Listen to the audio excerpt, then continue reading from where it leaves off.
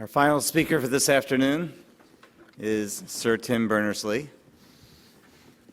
Tim is the inventor of the World Wide Web and the director of W3C. Tim, thank you for everything that you've done for all of us with the web and also for bringing us all together here today. And congratulations on the web's dual anniversaries this year. Tim will offer closing remarks.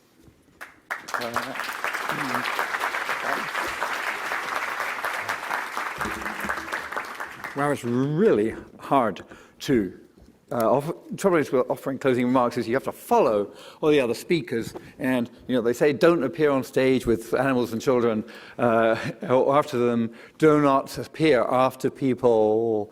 Oh, these are my people. These are all the people who know how to do this when I speak too fast. Okay, I will try to follow your instructions. So.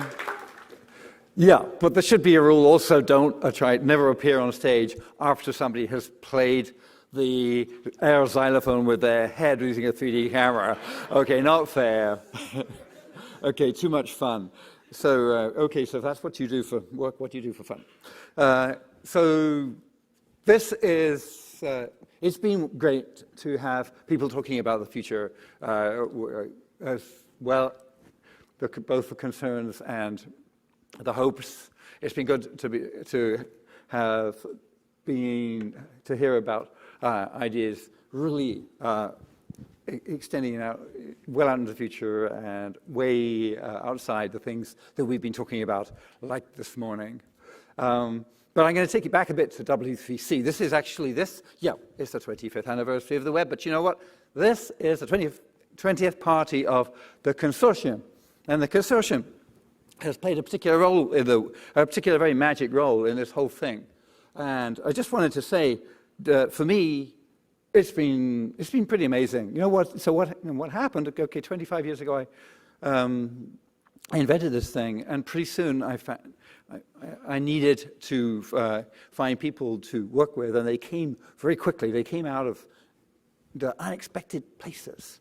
Okay, we had the internet, remember. The internet had been dreamt up 40 years ago, not 25 years ago.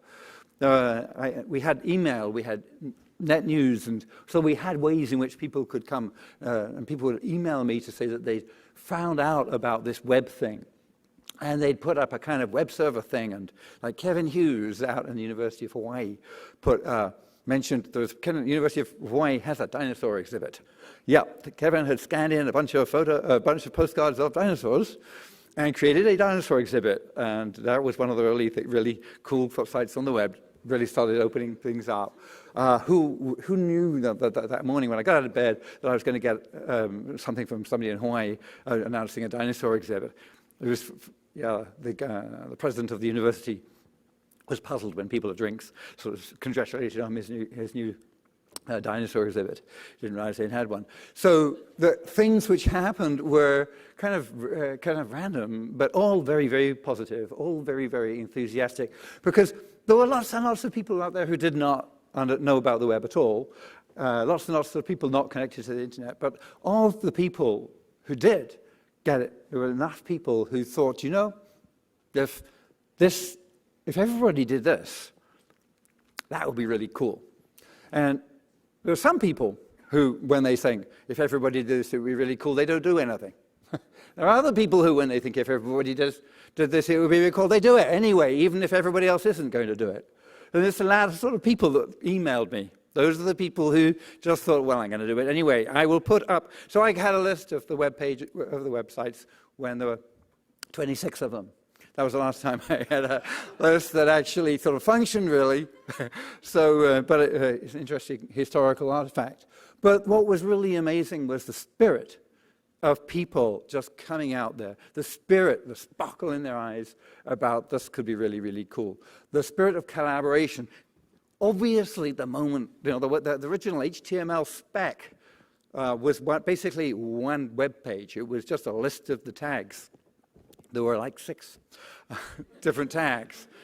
We've just released the HTML5 spec which is a lot thicker, a lot more tags, a lot more stuff in it. But even then, when there were 6 tags, there was obviously everybody was itching to include new ones. And so immediately we needed to have some collaboration. So the spirit that people would, even though they had competing ideas for what the tags should look like, that they would actually back off and settle on the consensus, that they would build together what we didn't call a standard back then, as a spec sitting on the internet, was really important. So the web was built by people with that sort of spirit, and it's been, since then, it's sort of 5 years later, yes, we formed a consortium because companies came to me and said they needed a consortium. People came to me and said that we need to have something which we understand, that we can, which will, where we have a process to understand. They're a little concerned that the specs for the web are sitting on my machine in CERN under my desk. And so then we had the corporate support. And the corporate support was really important too. Huge kudos to the companies that got involved early on, realized how important it was. Huge kudos to the companies that got the spirit of it and did it openly. Of course, kudos to CERN for, in 1993, putting out a memo after a huge amount of discussion following the fact that the Gopher protocol had been declared as possibly subject to royalty fees. The Gopher was a competing system. So everybody came to the web. We went to CERN and said, okay, you've got to make a statement about this. It's got to be royalty free. CERN made that statement and said, we'll not be charging royalties for the web technology.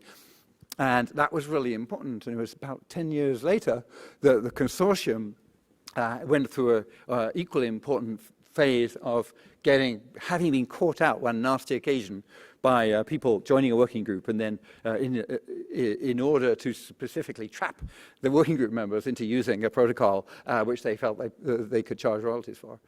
We had to work really hard. Danny Weitzner did, and the group he chaired produced this patent policy which everybody now works under, whereby bit by bit, as the spec is produced, the companies give up the right to charge royalties. So that has been a huge thing.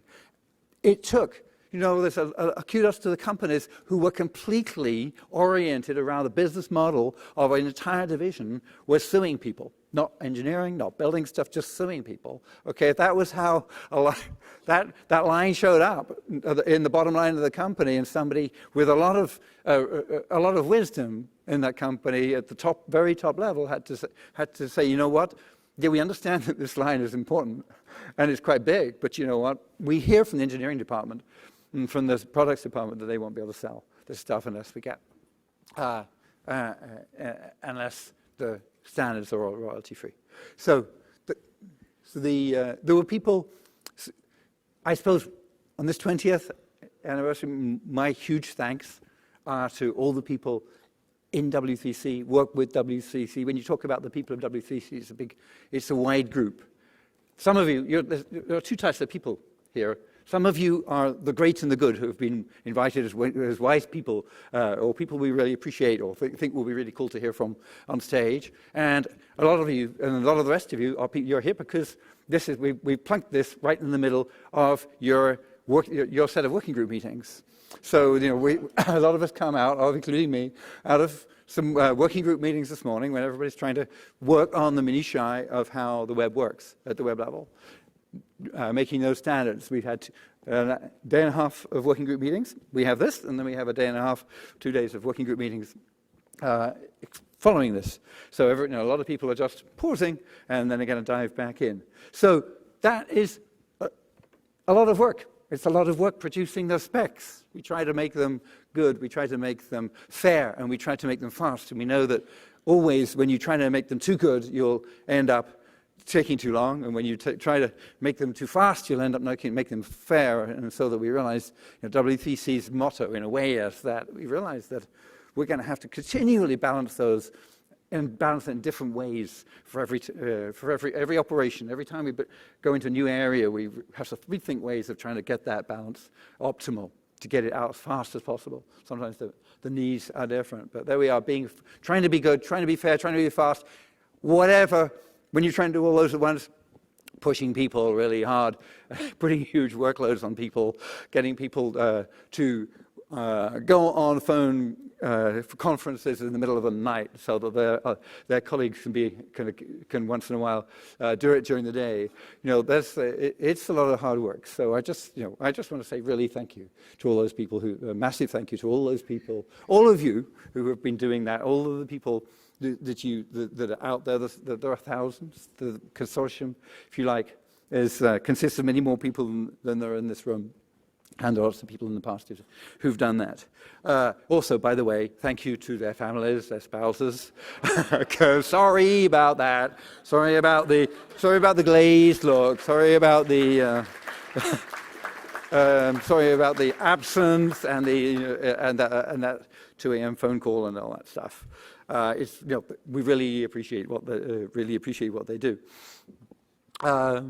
So I can say a bit about layers, because here we are working on the web layer. For those of you who are not into this sort of layer architecture, I've introduced it a little bit by explaining that politics and religion were the 8th and 9th. Well, actually, when the ISO folks that I think originally dreamt up the numbers for the layers, they didn't actually know about those at that point. But basically, the lower layers are about how you connect actual cables, and like the layer, and how you send little packets from over one cable, and then the upper layers, like the third layer, is about how you ship the packets around between across the internet, and then the transport layer 4, is about how you about the fact that basically you can sit and write a computer program on your laptop and plug it into the internet, and your laptop will just have to know the name or the number of the machine on the other end of the internet, but doesn't have to worry at all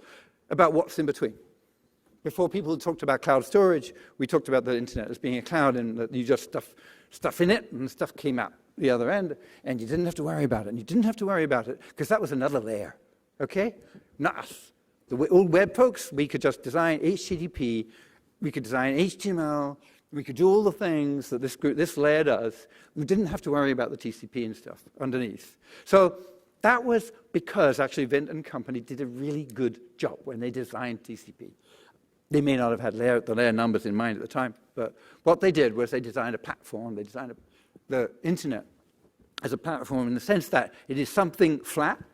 It's got no bumps. It's even. You can construct things on top of it any way you like, and because it has no bumps, it is just a very simple interface, just squirting stuff in and getting stuff out. But because it is flat and has no bumps, the internet platform doesn't put any constraints on what you do on top of it. Also, a property of the platform is that it's sound. It's got to be solid. And the internet platform is pretty solid. I mean, how many different technologies when start off at 300 bits a second back in 1989, and now go at 300 billion bits a second? Okay, can you think of any other? If you think of a steam locomotive, for example, when the trains were invented, they went at maybe 10 miles an hour. Okay, they do not now go at 10 billion miles an hour. Okay, not with the same. All right, so the internet has done this incredible scaling, and so why is it? So that's one of the reasons why it's really important to keep the layers. I'm going to talk about why we should keep the layers and why we should break the layers. We need to keep the layers both socially and policy-wise as well as technically. So when people design, the technical bit is when you're designing a W3C spec, you should not be peeking inside the packets to find out whether they came over, looking inside the TCP bits in general, except in special occasions. And so the policy bit is really important that when we buy our internet, and the people who sell us the internet aren't saying anything, aren't putting any constraints on what we use it for. So that is sort of one way of looking at net neutrality. It's that we have a separate market for the internet. And the separate market for the internet has worked really well. It's been really, really important. I just mentioned it, okay? Because why do I mention it now? Because we're using the commissioner's laughing. So it's her life and her world, I hope. is maintaining the separation of these things. It's been really, really important. It's why the whole thing has taken off. It's the fact that we've been able to develop technology which supplies internet connectivity and technology which uses internet technology, and that has been developed completely separately. Actually, I think the layer separation, the fact that that layer is neutral, I won't go into it in huge detail, but a big part of the Magna Carta that we want is that the internet, the neutrality of the internet is actually something which we should preserve, not just for market reasons, not just because that's a good way of getting the ISPs paid in an appropriate fashion, but because actually now the things we've built on top of the internet are so incredibly rich and so much in part of our lives. So the web applications which we built on top of the web layer are so critical to health, to people having intimate conversations in families, to democracy, to people finding out doing the research about who they're going to vote for. That to so much of our lives that we just have to take the neutrality of the medium, the independence, the fact that the underlying internet layer is going to deliver those packets and it is not going to discriminate. And we take that as in this country there is written on, if you go down to the museum in Washington, D.C., they have an amendment to the Constitution written, carved in stone, literally on the side of the wall, and it says, Congress shall make no law. And that amendment to the Constitution is what Americans do to tell Congress to make no laws, messing up the freedom of the press. Okay, I think we should move towards having in America a constitutional amendment saying that Congress will make no law messing up the freedom of the internet. So I've said that we should maintain the layers. We should also break them. We should also break these. Sometimes we have to break the layers, by the way, for good practical reasons, like for trust. If something breaks, you have to take the manhole cover off and go in there and find out what happened. So your internet browser has to be really good at explaining what happened at the link layer, so that you can understand which level the layer is when you get a sort of web level event. So when we're figuring out who to trust, we have to be able to burrow down to the provenance. We're figuring out what went wrong, we have to break the layers. And also, we have to break the layers sometimes because, you know what, we've got to be open-minded. We can't just work on the web layer all the time. We have to spend a lot of time. If we spend a certain amount of time using the internet, we have to spend a little proportion of that time defending it, worrying about it, looking out for it. Okay, we've heard it's a threat. There are lots of threats.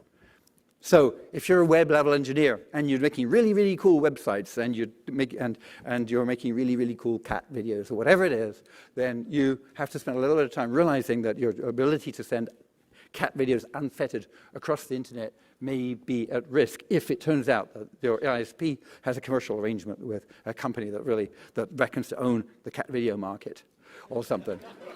Perish the thought.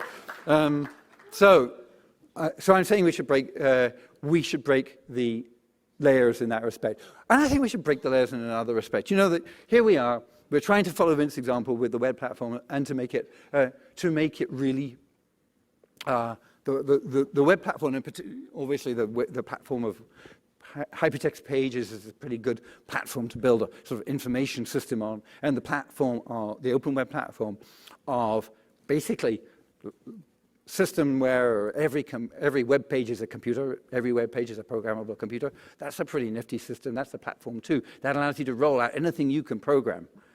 Especially now we have WebRTC, which somebody mentioned, which will allow all these web pages to talk to each other. You can design your whole new computer systems and whole new distributed systems. Go do it. This is really exciting. Because we've got this platform. But also we should think every now and again, it's really good to do it at the 25th anniversary and the 20th anniversary. We should give ourselves the luxury, or maybe the duty, of every now and again thinking about the applications. By the way, application layer is code for everything that uses us, whatever layer you're at. The internet called web application layer. We call, so we need to think about who's going to use this. We need to think, every now and again, it's worth going back to, why are we doing all this anyway? What do we think is really, really actually important in this world? And when you think about that, then you come up with things like the Millennial Goals, which is now being revamped because we've gone past the millennium, but you come up with things like global warming is really important. That's what I'm actually most worried about.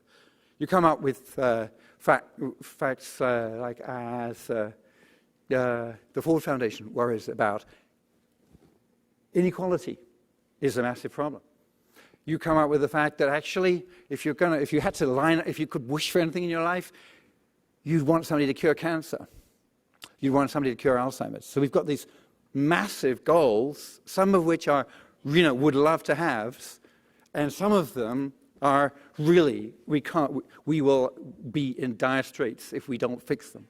So we've got these things which are massive challenges for humanity. Some of those things we can't do unless our political structure, the political systems we work in, become more functional. So we've also got some side issues about fixing some dysfunctional political systems. So if we're going to fix the world, we're going to need to use technology very powerfully. So I think it's worth thinking about the apps we make. When you design a social networking application, you enable people to have various forms of interaction. When you look at that, when you look at the way when people tweet, for example, the Twitter system, you can look at what happens to the tweets as they go across the Twitter sphere. And what you tend to find, my colleagues who research it tell me, is that the emotionally powerful tweets are the ones that get retweeted. So you might, even if you had a bunch of people having quite normal conversation on Twitter, after a few retweet cycles, what you're seeing is all the really hateful, nasty ones, all the really lovely, awful, gorgeous ones.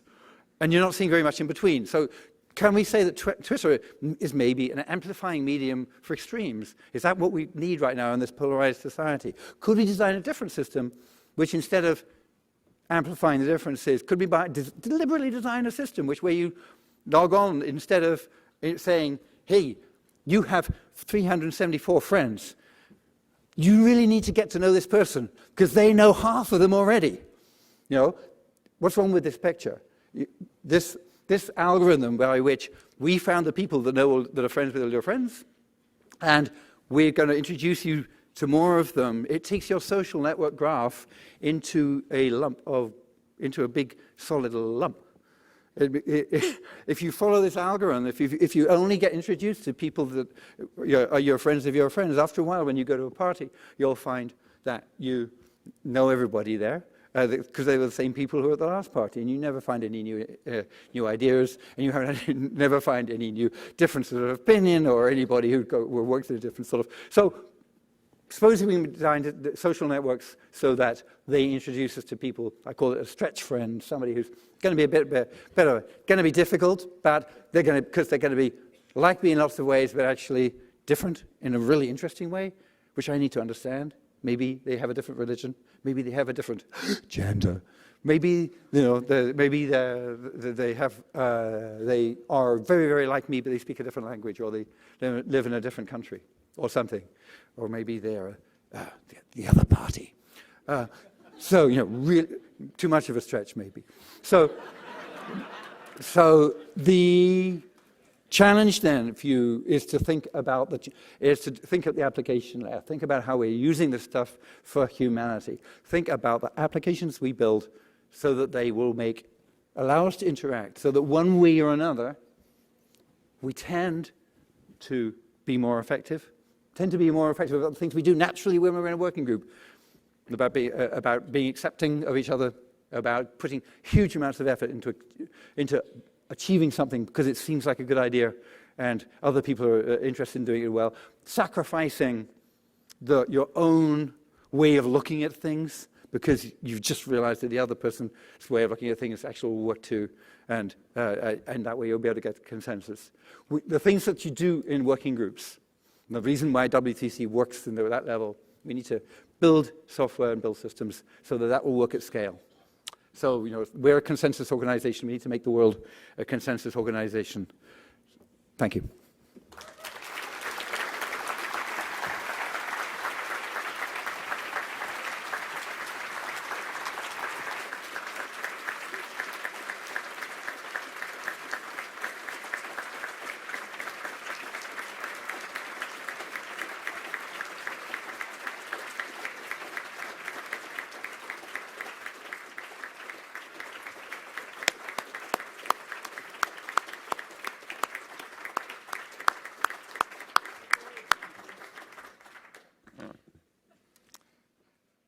Thank you, Tim. Just to wrap up a few more details, I'd like to thank, again, Tim and all the speakers and panelists for their insights about the future of the web. I'd like to also thank, once again, all of the W3C 20 sponsors for all their work on this, our Platinum sponsor, Intel, our Silver sponsors, Ford Foundation, ICANN, and the Knight Foundation, our table sponsors, Rakuten and Tata Communications. We're now going to break for a little bit more than an hour to reset this room for dinner. During the break, we've actually set aside 8 rooms in different places in the hotel for different activities. There are quiet rooms for people that want to check email or chat in small groups. We have a room set aside for demos, a room set aside for lightning talks. There are 4 rooms that are set aside for people to continue the technical conversations that we've been having all week for breakout sessions and so forth. And there are signs on all these doors of the rooms throughout the hotel describing to you what the purpose of the room is. Dinner is going to be 7:30 to 10 o'clock this evening in this room. So you can use the hour or so in between for any of those miscellaneous activities, or take a stroll around outside, or if you're staying in the hotel, go back to your room, whatever you want to do. We're going to start seating again for dinner at about 7:15. Enjoy the rest of the afternoon, and see you in another hour. Thank you.